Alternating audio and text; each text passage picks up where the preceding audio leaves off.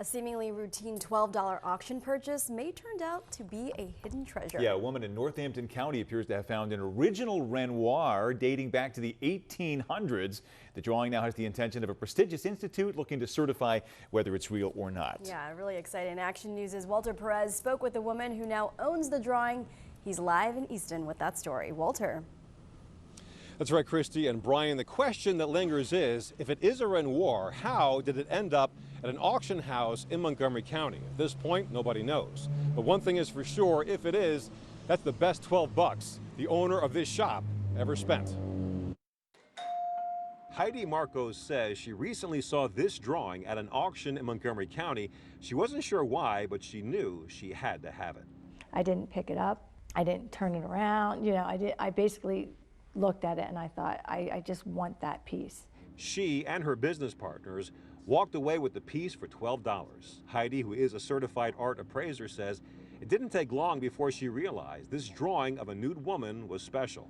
From the details to the antique framing to the faint signature to the stamp on the back signifying it was brought to the U.S. by a high-end importer and sold to a prominent collector. Heidi concluded this was the work of the legendary French impressionist Pierre-Auguste Renoir.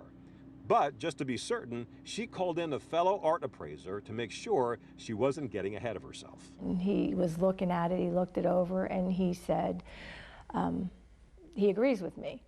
So he said, congratulations. Heidi has since received an invitation for examination by the prestigious Wildenstein-Platner Institute, or WPI, which, if given a thumbs up, will in effect authenticate this drawing as an original Renoir.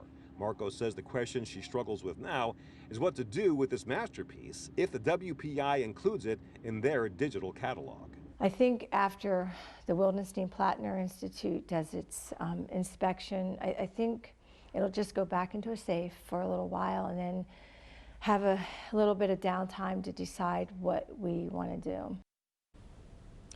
Now, clearly, we did blur parts of the nude drawing so as not to offend. Now, the WPI examination is scheduled for next month. Once again, Marco is not sure what she wants to do with that drawing, but if she sells it, it could go for upwards of $1 million, maybe even more. Reporting live from Easton, Walter Perez, Channel 6 Action News. Brian and Christy. Maybe the best return on investment in a long time. Walter, incredible story. Thank you so much.